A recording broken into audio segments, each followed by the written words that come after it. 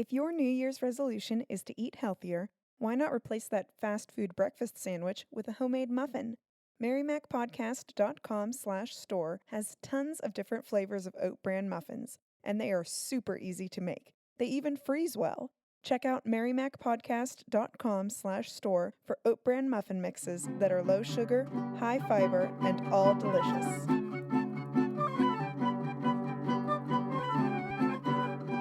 Hello and welcome to In the Kitchen with Mary Mac. Today we're going to talk about the Smith Island cake. If you don't know what the Smith Island cake is, you're just gonna love this. The first time I had the Smith Island cake was in Ocean City, Maryland, and it's a cake that comes from Smith Island, of course, which is in Maryland, and it's an island that's been like it's like an island where the people that live out there are typically fishermen, or they go out crabbing or whatever, so it's like a working fisherman island, I guess you would say. So people do live out there, and this cake has a history on the island and a history in the area.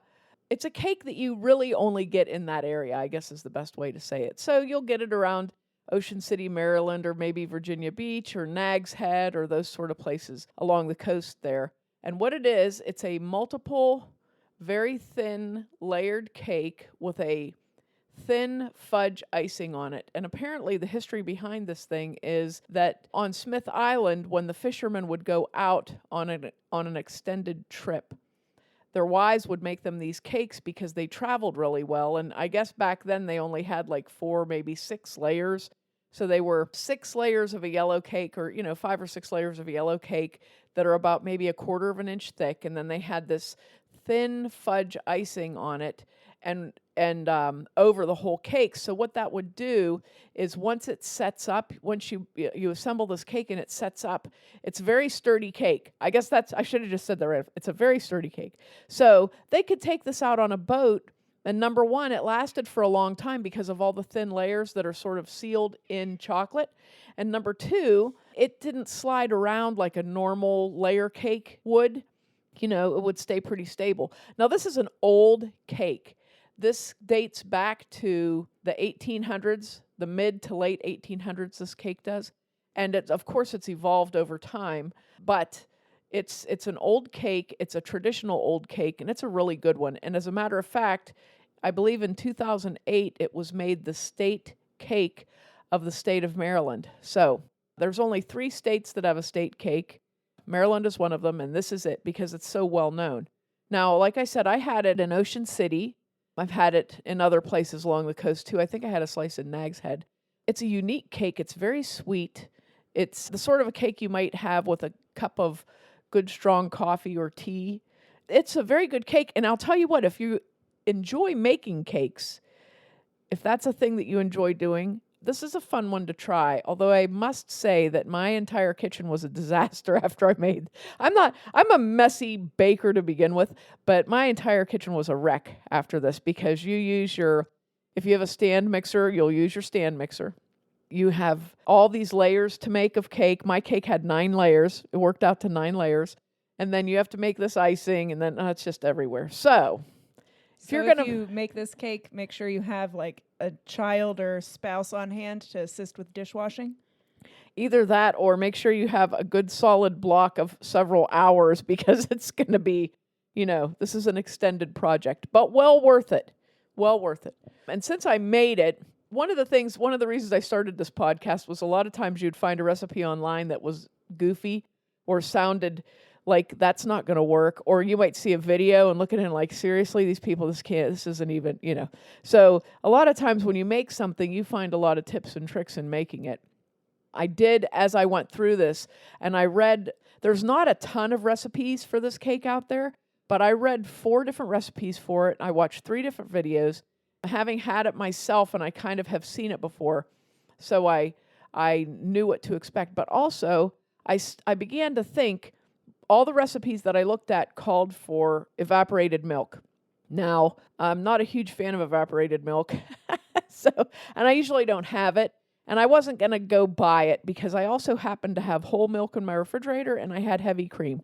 So I had things already, and I felt like I didn't really need the evaporated milk because really, Evaporated milk has not been in popular use for that long. Well, okay, it has been in popular use since like the 40s, but from the time this cake was made, I'm sure they were using fresh out of the cow milk, you know what I'm saying? So I thought, okay, I'll do that. I'll just use the milk that I have. Now, another thing that I would like to say is that one of the videos / recipes that you find online is from a woman. I wish I didn't write it down, and I apologize for that. But it's a very popular video, and it's on YouTube of a woman who shows you how to make a Smith Island cake. And she uses basically the recipe that I'm using, except instead of flour, she uses a package of yellow cake mix, which to me is kind of a waste because basically if you're already putting in all this other stuff, that's also in your cake mix too. It's kind of a waste. So I don't recommend the cake mix. I don't recommend substituting a cake mix for your flour. However, this cake you could very easily just make a yellow cake mix and use the yellow cake mix for your cakes if you wanted to do that. If you didn't want to make a scratch cake, you could just mix up in any way you want to, just make a yellow cake, and it would work. Because I've also read that, and people do that. And you can also refer to our pumped up box cake, which we've talked about in many episodes. I don't remember the numbers, but I know the one where we did strawberry shortcake, you mentioned it there. Yeah. So you could also, like she said, you could use that pumped up box cake. But this is basically kind of like a sponge cake, I guess you would say. It's got a lot of eggs in it, and it's got a lot of butter in it. But it's a scratch cake, and it wasn't difficult to make. It's a little easier to make if you have a stand mixer, but you also don't need a stand mixer. The icing is the thing here. The icing is basically, what the icing is like thin fudge candy, I guess would be the way to say that. Or a very thin ganache, sort of an icing, very thin. So what I realized when I made this cake was it would have been a lot easier had I made the icing first and then made the cakes, because the cakes cooled way faster than the icing did. So one of the things I noticed is the woman who's from Smith Island and makes these cakes, she lets the cakes cool. She doesn't really let the icing cool. Her icing was also made with cocoa powder, which, you could use that if you want to. I did find a recipe on the state website that had what I thought was a better icing recipe and a better technique. Because one of the times that I had a piece of Smith Island cake, the icing was really gritty. So you want to watch that on this icing because it's the kind of an icing that could happen to. So I'm going to give you the icing recipe first, and then we'll do the cake recipe. And the key to the icing is, number one, is using a heavy pan. Now, I happen to have the perfect heavy pan, which was a heavy pot, rather, which was a La Crusette pot that I got for Christmas. And I used that to make the icing in. And the great thing about that was it let the icing cool really slowly. And also the bad thing about that was it let the icing cool really slowly. But it was a perfect pan because the icing didn't scorch. It was beautiful, absolutely beautiful.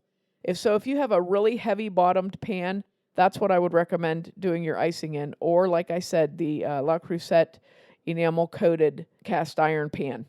So you need 2 cups of sugar, 1 cup of heavy cream, 5 ounces of unsweetened chocolate chopped, and I recommend using Baker's unsweetened chocolate. You need 4 ounces, that's 1 stick of butter, and 1 teaspoon of vanilla extract. So what you're going to do is put your sugar and cream into your heavy bottom pot on the stove on medium-low to medium. And you have to keep an eye on this. And you want to dissolve your sugar into your cream. Now, it might not be absolutely completely dissolved, but you want to get it as dissolved as you can. You don't want the milk to be like cooking or boiling or anything like that. But you're going to just sit there and stir your cream. And you can even take a little touch off of the spoon and see if you feel the sugar, because believe me, you can feel the sugar in there, because that's a lot of sugar. Just do that until it smooths out. I want to say it took mine about 5 to 8 minutes to where I had it blended really well. Then you want to put in your unsweetened chocolate, which has been broken up. And the baker's chocolate actually comes in smaller, the way the bars are laid out, they break into smaller pieces when you snap them apart. So that's plenty. You don't have to chop it up. And then your stick of butter cut up in little pieces, drop that in. And then you let the whole thing melt. And you want it to melt, and you want it to go until it's all melted together and you can blend it up well in the pan. Would you recommend stirring occasionally while it's melting or constantly moving it around? My thought was not constantly, but pay attention to it. Don't try and do another job while you're doing this, is the easiest way I can say it. So you can stir it a couple times and watch it and stir it, You don't have to like constantly whisk it, not that kind of level of stirring. Once everything is melded, you get it all, nice and melted and mixed together. You can turn the heat up a little bit and then allow it to cook. And it's going to take about 10 to 15 minutes of cooking, and just stir it every once in a while. And you'll notice a change in the appearance of the icing. It's very shiny. When you stir it, it'll get very shiny. You don't want it to be boiling or bubbling or anything like that, but you'll see the steam coming off of it where it's very hot. Once you get it to where, like after you've cooked it for say 10 to 15 minutes and you've stirred it, and it looks like it's come together really well, take it off the heat, put your teaspoon of vanilla in it, stir it some more to combine, and then take it off the burner and set it aside. It'll stay warm in that pan, your heavy bottom pan. It's going to take it a long time to cool off. And then I just, as I passed by every so often, taking layers and layers of cake over, I just gave it a couple stirs, while it was sitting there. So that's just going to sit there and slowly cool. Believe me, it's going to be still hot when your cakes are done. So now for your cakes, this is the recipe from the Smith Island website. This is a good recipe. It was a very good, very sweet cake. So you need 2 sticks of butter at room temperature cut into chunks. You need 3 cups of flour, 1/4 teaspoon salt, it says 1 heaping teaspoon of baking powder, but I'm going to say about 1 1/4 teaspoons of baking powder. I don't know what the heaping, these recipes were cracking me up because they're not, the measures are like a heaping something. What? Nobody measures like that, so whatever. Anyway, 2 cups of sugar, 5 large eggs, 1 1/2 cups of whole milk, and 2 teaspoons of vanilla, because I did not use the evaporated milk. I'm telling you, it's better with regular. Evaporated milk, here's the thing with evaporated milk. It has a weird taste to it, and you will know it. Like when you use it in something, I don't know why, but I can always catch it. I don't know why it is, but it must be a scent that has a bad memory for me or something, but I can always catch it. So we used regular whole milk. Here you go for the cake. If you use a stand mixer, that's fine, or you can use a hand mixer, but you have to use a mixer. It's too much to do by hand completely. So what you want to do is sift the flour, salt, and baking powder together into a bowl, and in another bowl, cream your butter and sugar until it's nice and fluffy. So you got to make sure it's well mixed, okay? Then you're going to add the eggs one at a time and beat after each addition until it's nice and smooth. Then you're going to slow your mixer down and start adding your sifted dry ingredients about a cup at a time. So add a cup, beat it until it's mixed in well, add another cup, keep mixing it in. And then you're going to start adding the milk the same way, nice and slow. Just add your milk until it mixes in, and then add your vanilla. So that's kind of the way they have it set up for a stand mixer, but I would do the same thing if I were mixing it by hand. Because you have so much butter there, you're not going to have a problem mixing your flour in. This cake batter is pretty thin. It flows pretty well, but it's not going to be like runny, but it's pretty thin. So now when you get ready to do your cakes, when you're ready to bake, mine made 9 layers out of this cake. So what I did, I just happened to have 9 cake pans. I have way more than that because that's what I do my breads and cinnamon rolls in, and I double them for an insulated pan. If you have enough pans that you can double your 9-inch round cake pans, that's great. If not, don't worry about it. But get your 9-inch round cake pans, and even if you only have 3 to work with, that's fine too. You just pop your cake out, re-grease it, and start over. I also put a circle of parchment paper in the bottom of my pan, which helps a lot. If you don't have parchment paper, you can do the same thing with wax paper. So you make a circle the same size as the inside of the pan. You grease the bottom of the pan, put your parchment paper or wax paper in, and then grease it again. Grease the paper itself, okay? So once you have 3 pans ready, you're going to preheat your oven to 350 degrees and put the rack right in the middle. And then you have your pans ready. I'm doing this all out of order, but it'll make sense at the end.